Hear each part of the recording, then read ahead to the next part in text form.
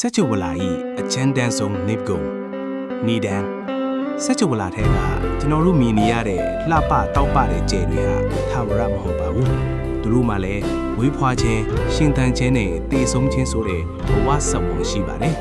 ဒါပေမဲ့ကြယ်တပွင့်ရဲ့တည်ဆုံးခြင်းဟာတာမန်တည်ဆုံးခြင်းမျိုးမဟုတ်ဘဲတစ်ဆက်ချဝလာလုံးကိုတုံခါထွားစီလောက်တဲ့အဖြစ်အပျက်တွေဖြစ်ပါတယ်ကြယ်တပွင့်တောက်ပနေဖို့အတွက်တွန်းအားနှစ်ခုကအမြဲတမ်းတိုက်ပွဲဝင်နေရပါတယ်။အဲ့ဒါတွေကတော့ကြယ်ရဲ့အလဲပဟုံမှာရှိတဲ့ဟိုက်ဒရိုဂျင်တွေကိုပေါင်းစပ်ပြီးအပြင်ကိုတွန်းထုတ်နေတဲ့ nuclear fusion စွမ်းအင်နဲ့ကြယ်ရဲ့ကျဉ်ထုကြောင့်အတွင်းကိုဖိသိပ်ဖို့ကြိုးစားနေတဲ့ဆွဲငင်တာတို့ပဲဖြစ်ပါတယ်။ဒီအားနှစ်ခုညကြယ်ဖြစ်နေတဲ့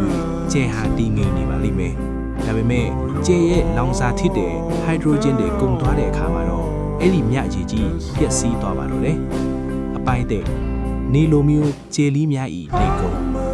ပထမဆုံးကျွန်တော်တို့ရဲ့နေလိုမျိုးအလဲအလတ်စားကြယ်လီတွေပါဖြစ်သွားမယ်ဆိုတာကြည့်အောင်သူတို့ဟာဟိုက်ဒရိုဂျင်ကုန်သွားတဲ့အခါဟီလီယမ်ကိုဆက်ပြီးလောင်ကျွမ်းမှုကြိုးစားပါတယ်ဒီအချိန်မှာကြယ်ဟာမူလထက်အစပေါင်းများစွာကြီးထွားလာပြီး Red Giant လို့ခေါ်တဲ့နီရဲသောဘီလူကြယ်ကြီးထင်လာပါပဲဒီအစစ်မှာသူဟာသူ့နားမှာရှိတဲ့ဂျိုးတွေကိုပါဝါမျိုးဖြစ်နိုင်လောက်ဖောင်းကားလာမှာပါနောက်ဆုံးမှာတော့အပြင်ဘက်ကဓာတ်ငွေ့လွာတွေကိုဟာလာဟင်းလင်းပြင်းနဲ့ဖြည်းဖြည်းချင်းလွှင့်ထုတ်လိုက်ပြီးလှပတဲ့ဂျိုးတိမ့်တိုက်ကြီးတွေထစ်ကြံခဲ့ပါလေကျဲရဲ့အလဲပဟုံကတော့ကမ္ဘာအရွယ်စားလောက်အထိကျုံဝင်သွားပြီး White Dwarf ခေါ်တဲ့လူဖြူပက်ကအထိကျန်ရစ်ပါလေသူဟာအလွန်တိတ်တဲပြီးပူပြင်းတဲ့စိန်တုံးကြီးတုံးလိုပါပဲ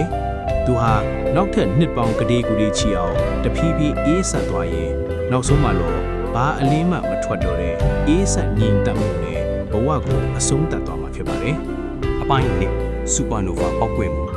ဒါပေမဲ့ဒေထုအစမတန်ကြီးမားတဲ့ကြဲကြီးတွေကြတော့ပုံစံတစ်မျိုးမျိုးသူတို့ကတော့အေးအေးလူလူတည်ဆုံးသွားမှာမဟုတ်ပါဘူး